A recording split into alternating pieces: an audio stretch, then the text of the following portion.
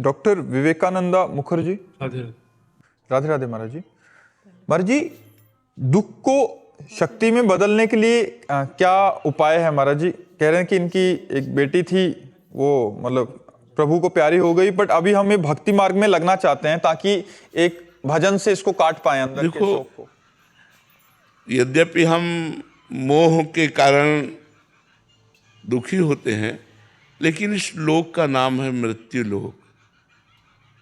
जैसे कसाईवाड़े में जो बंद पशु हैं उनको भी चारा दिया जाता है, तो उनको भूखा नहीं रखा जाता, हरा चारा, बढ़िया चारा दिया जाता है, बढ़िया इंजेक्शन लगाया जाता है कि उनका शरीर स्वस्थ रहे। अब वो पशु समझ रहे हैं हमारी सेवा हो रही, सेवा नहीं हो रही, गड़ासे की तैयारी हो रही। ऐसे हम सबको सुविधाएं दी गई हैं, लेकिन हम काल के कसाईवाड़े में बंद हैं। कभी भी मार देगा, किसी को भी मार देगा, और वो बड़ा निर्दयी है, उसको कभी किसी पर दया नहीं आती कि इसके मरने के बाद इसका क्या होगा, कोई दया नहीं। वो अपना काम, और आज तक कोई काल को मार दिया ऐसा कह नहीं पाया। बोले कैसे मरे? बोले एक्सीडेंट से। कैसे मरे? बोले हार्ट फेल हो गया। कैसे मरे? बोले अमुक ने ऐसा ऐसा। कभी कोई ये नहीं कह सकता कि काल ने मार दिया।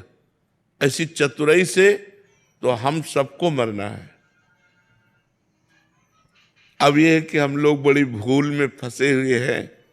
अभी होश में हो जाओ तो कुछ अच्छाई कर सकते हो, अगर होश में नहीं हुए तो बहुत बुराई लेकर के जाओगे, फिर अन्य योनियों में भोगना पड़ेगा। जो हमें ये रोना आता है ना, वो केवल मोह के कारण रोना आता है। जैसे आपने अपनी बेटी मानी ना, तो केवल शरीर तक, इसके बाद अगर वो बेटी आ जाए बात करे ना आपसे, तो आपका मोह नष्ट हो जाएगा। एक बार भागवत की कथा है, राजा चित्रकेतु थे, ऐसा उसमें लिखा हुआ है कि उनके 1 करोड़ रानियां थी। जो ब्याह करते संतान ही नहीं होती तो 1 करोड़ रानियां थी। पहले बहुत वर्षों तक जिया भी जाता था, 10,000 वर्ष ऐसे भी, तो किसी के भी संतान नहीं थी। बहुत व्याकुल थे वो कि इतना बड़ा राज वैभव और इतनी रानियां और एक भी संतान नहीं। तो एक दिन देवर्षि नारद जी और अंगिरा जी उनको समझाने के लिए आए।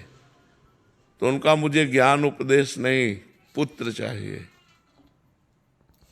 पुत्र की प्राप्ति की कामना ने इतना व्यथित कर दिया था कि ऐसे सिद्ध महापुरुषों को उन्होंने कहा, मुझे ज्ञान नहीं, भक्ति का उपदेश नहीं, मुझे पुत्र चाहिए। जब बहुत हट किया तो सामर्थ्यशाली महात्मा थे, उन्होंने कहा जाओ पुत्र होगा, पर हर्ष और शोक दोनों प्राप्त होंगे। वो आखिरी बात पर ध्यान नहीं दे पाए।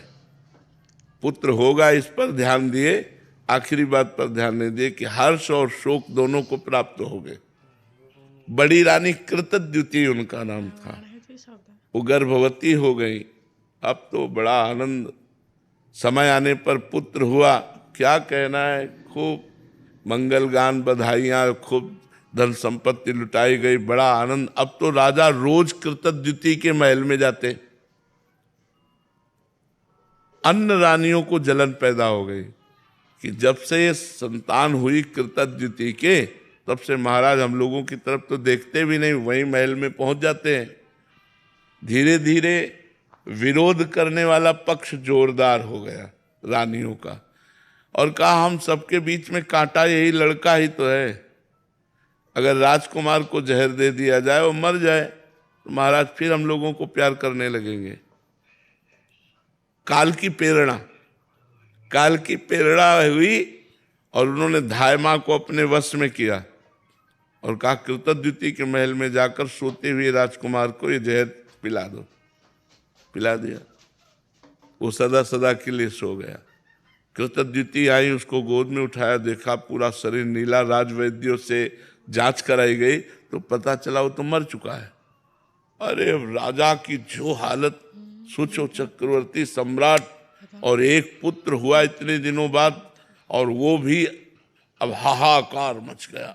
महाराज पछाड़ खाते हुए गए, बस उसके चरण पकड़कर बार बार रोते कि बेटा तुम्हें दया नहीं आई, मुझको इस तरह दुखी देख करके तुम सुखी हो रहे होगे, बेटा कहाँ हो, बड़ा विलाप।